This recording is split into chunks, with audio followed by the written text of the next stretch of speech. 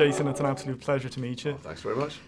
And, working with Pixar here, that must have been the big draw to come in and do... Well, John Lasseter is an absolute hero of mine. I mean, all the Pixar films occupy pride of place on the Issacs mantelpiece. I've got two little girls, and they're the only films that they want to watch again and again and again, But when you get a phone call and someone says, John Lasseter wants you, I just said, I'm in.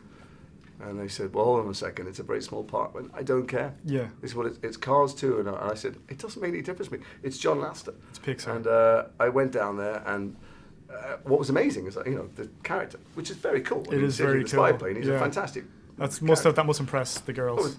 Well, I don't know so much about that, so my girls. But he's on the screen for moments, and I went in to record these few lines, and they couldn't contain themselves. They had to talk me through the whole film. They had all the storyboards there and the animation. They had models and stuff. And John and his co-director, Brad Lewis, they just couldn't stop themselves because they love stories and they love characters and they're so excited about doing these things. And not a moment on the screen comes from any kind of cynicism about, or desire for effect. What will the audience think of this? It's because they want to create these moments. They want these things to happen to the characters. And you could feel that in the room, and I thought, I get it. I understand why these films work so well. And did you actually go to Pixar to do the recordings? Did you get to see they the vibe in Pixar, do the tour? Even for the 4 lines that I was doing, 4 or 5 lines, they said, would you like to come to Pixar for the weekend? But I was working in Los Angeles, so I didn't have time. It kind of killed me. Yeah. I hope I get to go one day. And you're working at the moment. There's a cracking trailer going around for Awake. Did you see that? I have seen the trailer. It's a fantastic concept for a TV show. It really is. And you're serving as a producer on this one as well. I am. Well, I'm off to start shooting the series in a few weeks. I haven't been in touch with the writers. I've been working and promoting here. They've been locked in a room somewhere trying to make the rest of the series as good as the pilot. The pilot's fabulous. And they're all very bright, and I can't wait to see what they come up with. Are you ringing back then to check up on them? Well, I phone, they go, actually, I keep saying, tell me what's going on. They go, you've got to be here, honestly. Just wait till you get here, we'll tell you. And I'm like, kind of getting slightly anxious and excited about it. But the concept, of course, is that you wake up one morning after a car accident and your son is alive, and you wake up after another morning and your wife is alive. I have a terrible crash with my wife and son, and I live a life where my wife is alive and my son died, and I close my eyes, I open them, my son's alive, my wife died, and in each of them I have different cases I'm solving as a detective, and I have no idea which one's the dream, which one's real.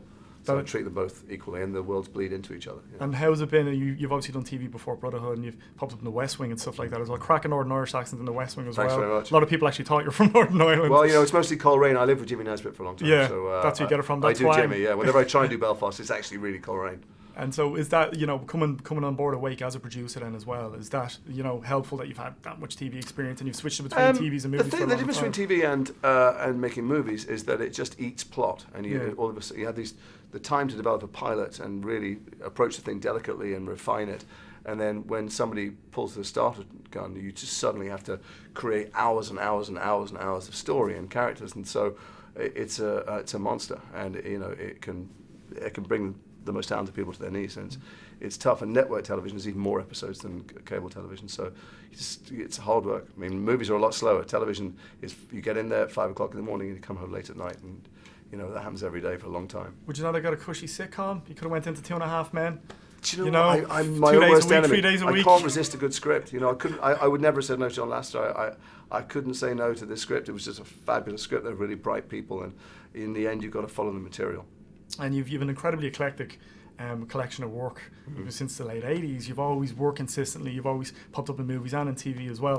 Do you ever still feel like a jobbing actor though, even though this level of fame? I stumble forward blindly. I've no idea often what I'm doing next. I mean, it's weird for me to know I'm doing a TV series now.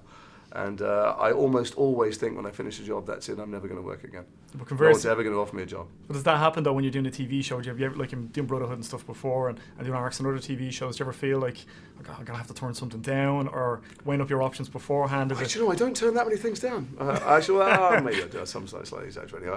I've turned a lot of television down. But mostly, this is my criteria. I look at something, I think, will I make a total idiot myself? Will people be throwing vegetables at the screen? And I go, if I can just about get away with that, and I'm intrigued by the story, I'll do it. If I read something, I think I've done that before, they just ask me to repeat myself, I say no. And then very often I've been at home for a while and my wife goes, will you just take a job? For God's sake, get out of the house. And then I lower the bar slightly.